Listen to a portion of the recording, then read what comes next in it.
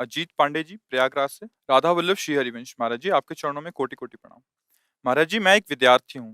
महाराज जी, मेरे अंदर ये बात चलती रहती है कि बहुत सारे मेरी पदों की प्राप्ति हो, बट मन भटकता रहता है कैसे अपने लक्ष्य की प्राप्ति करूँ। बट मैं भगवत मार्ग भी छोड़ना नहीं चाहता। महाराज जी, दोनों का समावेश करते हुए मैं कैसे अपने उस लक्ष्य की प्राप्ति भी करूँ जो एक संसार में मेरे अंदर श्री जी प्रेरणा करते हैं?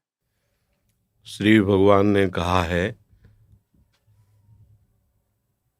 अनेक चित्त विभ्रांता मोहजाल समावृता।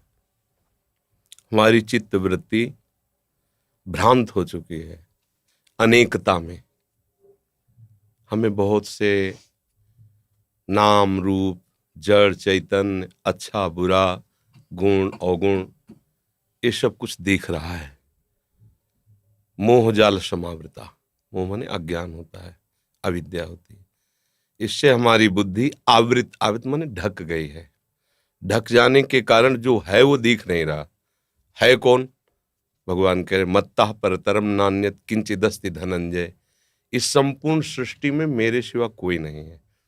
जब सृष्टि प्रभु ने रची तो किसी बाह्य सामग्री का कहीं भी किंचन मात्र कुछ नहीं था।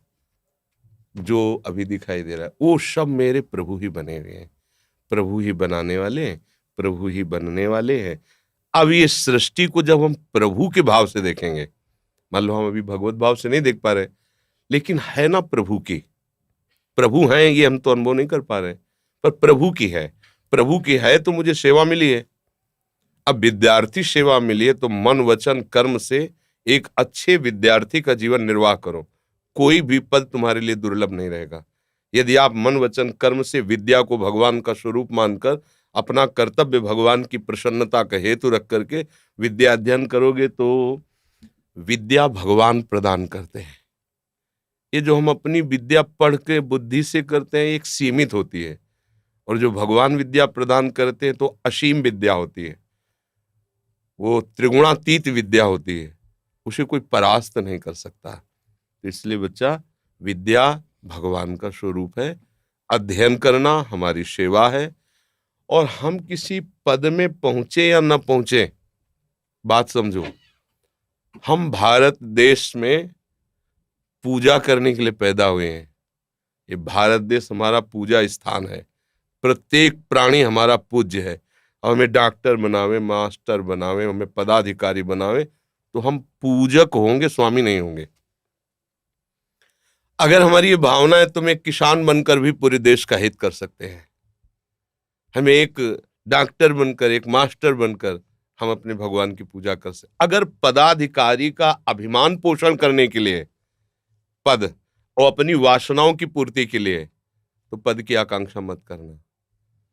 और अगर है कि हम अपने भारत देश के पूजा गृह हमारे भगवान का, हम यहाँ पूजा करना चाहते हैं, हमें कोई ऐसा पद मिले, ऐसा कोई शासन विभाग मिले, ऐसा कोई सेवा विभाग मिले जिससे बहुत लोगों को, जो गरीब हैं, अशिक्षित हैं, जिनको हम सुख पहुंचा सकते हैं, हमें ऐसा भगवान पद दे और मैं वह सेवा करूं, तो निश्चित वो पद मिल जाएगा। और अगर वो पद अपने अभिमान बढ़ाने के लिए मिले और अपनी वासनाओं के पोषण के लिए मिले तो तुम्हारी दुर्गति कारण बन जाएगा।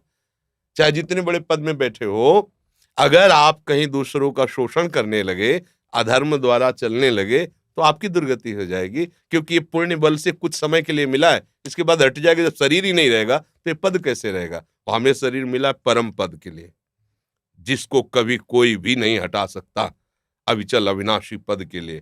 तो ये संपूर्ण सृष्टि भगवान की ही सेवा है। इसको हम अलग न ले कि माला चलाना एक अलग बात है और हल चलाना या और कार्य करना अलग बात, दोनों एक बात है।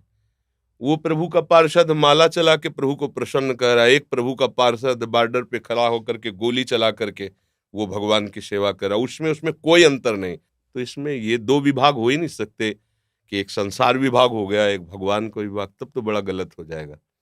एक का ही विभाग है, सेवा के अलग अलग विभाग हैं। ये बात समझना। आपको समझ में आई?